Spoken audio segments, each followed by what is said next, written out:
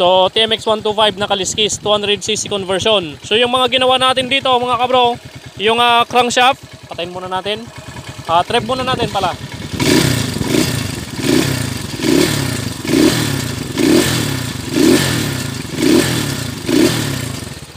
Okay, patayin na natin. So sasabihin ko lang yung mga ginawa natin dito para malaman naman ninyo mga kabro yung mga ginawa natin dito sa conversion ng 200cc. Conversion sa TMX 125 na kaliskis.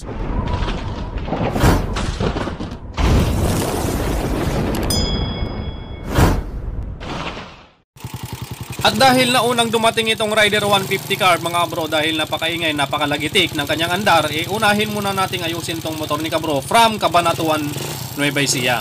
Yan, napakaingay ng makina niya mga kabro, pakinggan natin.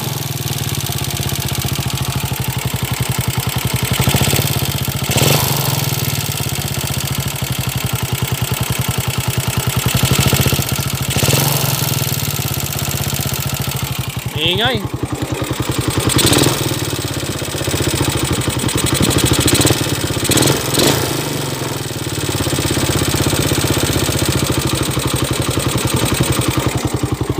Iba na rin pala yung block niya, no? Napalitan na. Okay, narinig nyo na yung andar niya kanina mga kabro, maingay. So ngayon, diretso na nating ibaba tong makina niya. Full engine refresh na to kasi nabili lang ni kabro. Ay, sinwap niya pala yung TMX niya. Straight swap sa TMX niya dito sa Rider 150. So maingay pala yung makina niya. Tapos yung block niya hindi na yung stock. Okay, so check natin yung laman loob para ma-check, para malaman din ni kabro kung anong itsura ng nilalaman ng kanyang makina. Shoutout kay kabro from Nueva Ecija din. Ay, Cabanatuan. Yan, Cabanatuan, Nueva Ecija si kabro. Alright, baba na natin to. Pakita ko sa inyo mamaya yung mga dapat na ayusin dito sa makina ni kabro. A few moments later. Okay, so ito na mga kabro, naibaba na natin yung makina ng rider ni kabro. So number one issue na nakita ko dito, suspect ako dito, natuyuan ng langis dati. Okay, natuyuan siguro to ng langis dati kasi yung block napalitan na. Ayan, hindi na yung stock, replacement na lang to. At dito naman sa mga camshaft niya, gas-gas. Ayun o, gas-gas, camshaft. Pati dito sa kabila, intake exhaust camshaft, gas-gas dito sa may salpakan ng camshaft cover. Maging dito sa camshaft cover, ayan o, pudpud. Yan, sinyalis ng pagkakatok to dati mga bro. Yan, pati dito, itong isang camshaft cover sa may bandang exhaust, nakahinang na, yan o. Naputol dati to, nag-crack. Naputol o kaya naman nag-crack lang. Ayan, puro pudpud, puro gas-gas. So, papakinisin lang natin to mamaya. Re-repair muna natin, pansamantagal, no ka bro. Okay, so dito sa block, replacement. Dito din sa mga shims niya kanina, may mga sapi na, may mga sapi ng lata kaya malagitik. Dito din sa cylinder head sa patungan ng camshaft, ayan o, pudpud. Yan, gas-gas. Gas-gas. Nako, sinyalis talaga to ng pagkakatok mga kabro. Pumatok to dati, napabayaan sa langis. Ayun o, puro gas-gas. Okay. So, ito yung sinasabi nilang mas masakit pa sa breakup kasi napakamahal ng pyesa ng Rider 150. Kesa dun sa isang ginagawa natin, ayan, yung basagang piston, yung 155, wala pang budget. So, mas masakit pa rin yung breakup dyan. Kasi yung breakup, hindi mo na may babalik. Yung basag na piston, may babalik mo pa, makakabili ka pa ng bago. Okay?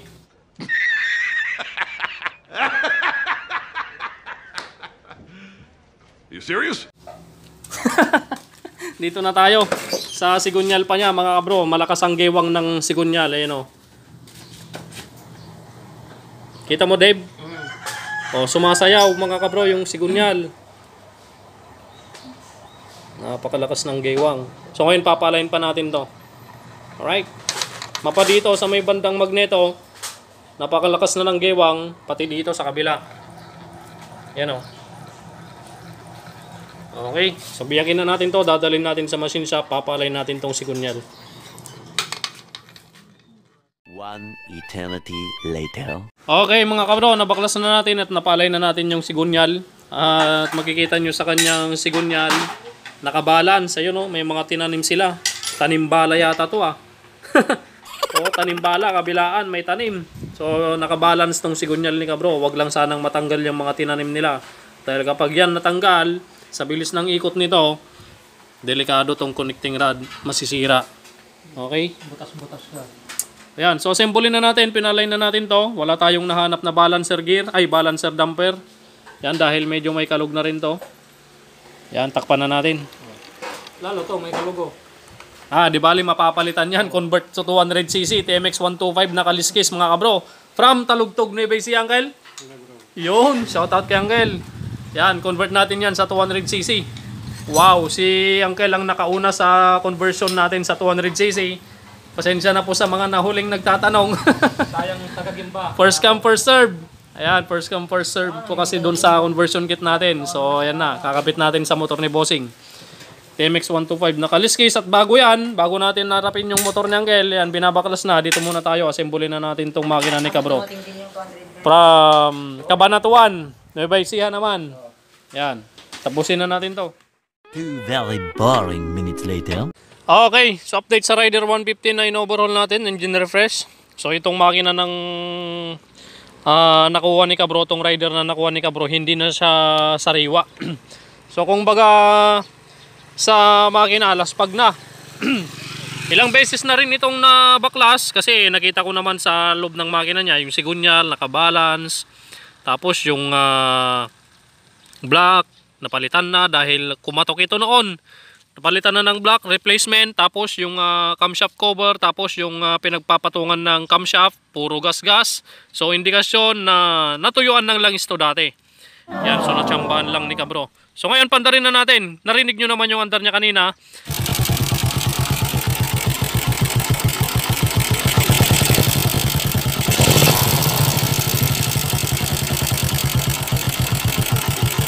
Kaya before yon, malagitik, maingay. Ngayon, ito na yung andar niya ngayon. So, ni-repair lang natin, pinakinis lang natin ulit yung camshaft cover, tsaka yung pinapatungan ng camshaft sa cylinder head. Okay? May pinagbago naman mga kabro. Start. Yan. So, yan na yung andar niya ngayon mga kabro. Okay? Hindi na kagaya kanina na napakaingay, napakalagitik.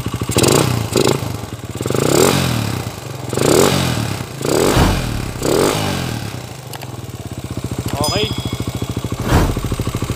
Pwede na ulit. Yan. Okay. So, yan na po. Before and after yung andar niya. Okay na to. Kaya sabi ko kay Kabro, kung sa akin lang, kung ako lang yung masusunod dito, ibebenta ko na lang ulit tapos maghahanap ako ng mas sariwa. Yan. Yun yung sinuggest ko lang kay Kabro yun. Benta niya to, maghanap na lang siya ng mas sariwang konti. Okay, bigyan na natin sa kanya to. Ituloy natin yung 200cc conversion natin from Talugtog. Talugtog Pangasinan o Talugtog Nueva Ecija? Tanungin natin mamaya.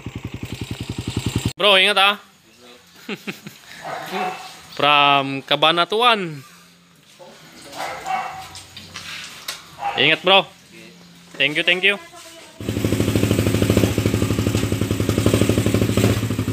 Ingat bro, ingat.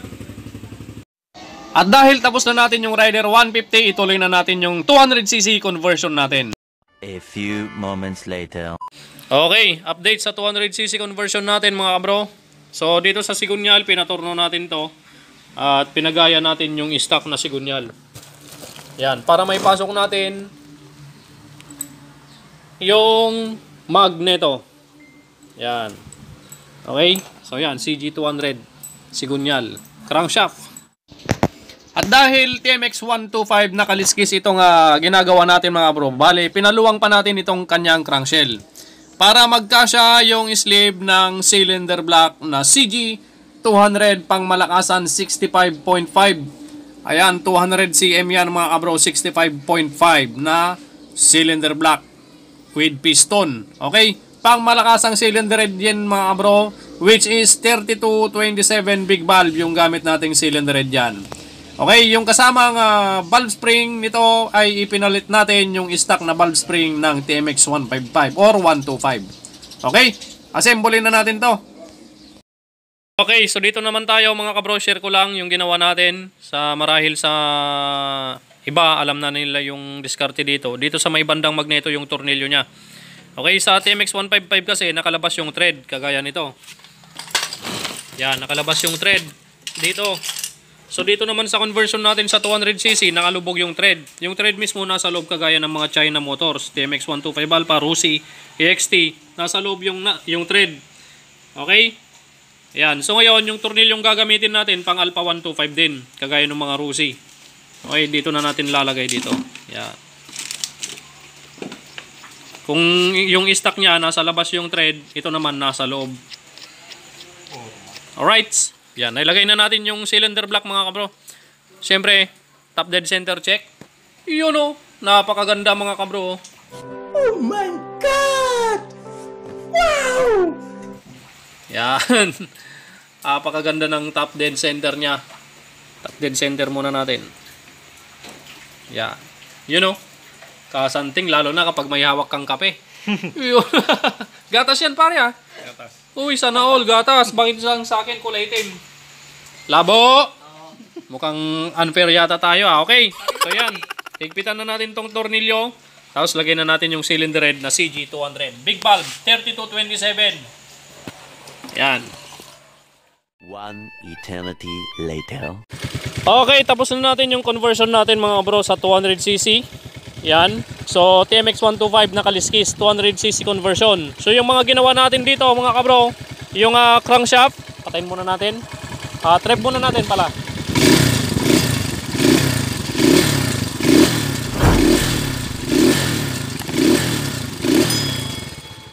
Okay, patayin na natin.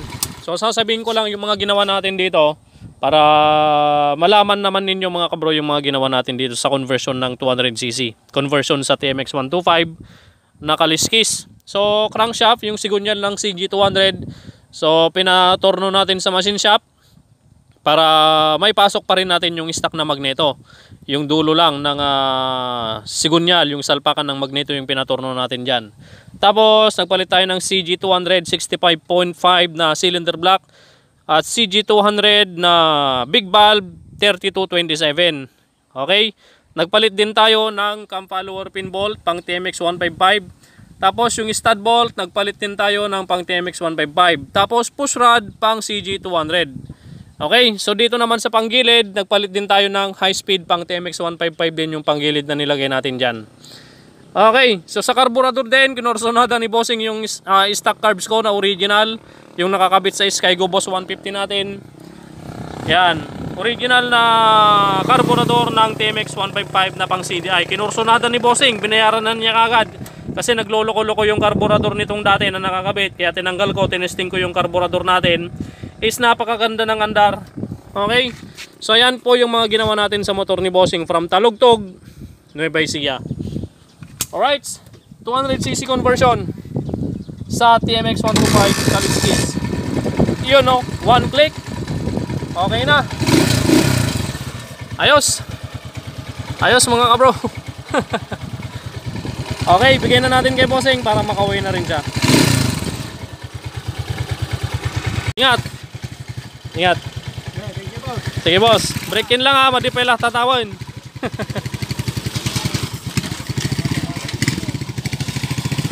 Ayos. Danao family, shout out from Talugtog, Nueva Ecija. Conversion natin sa 200cc. Sunod natin yung sniper ni boss.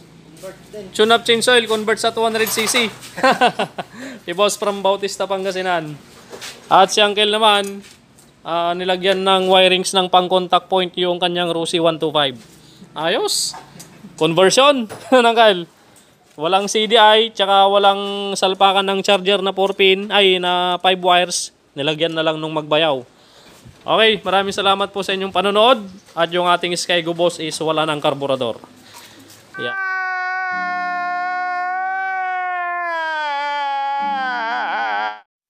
Di baling wala ng karburador yung Skygo Boss natin, bilan na lang natin ulit. Ang importante na tulungan natin si Bossing from Talugtog, Nueva Ecija.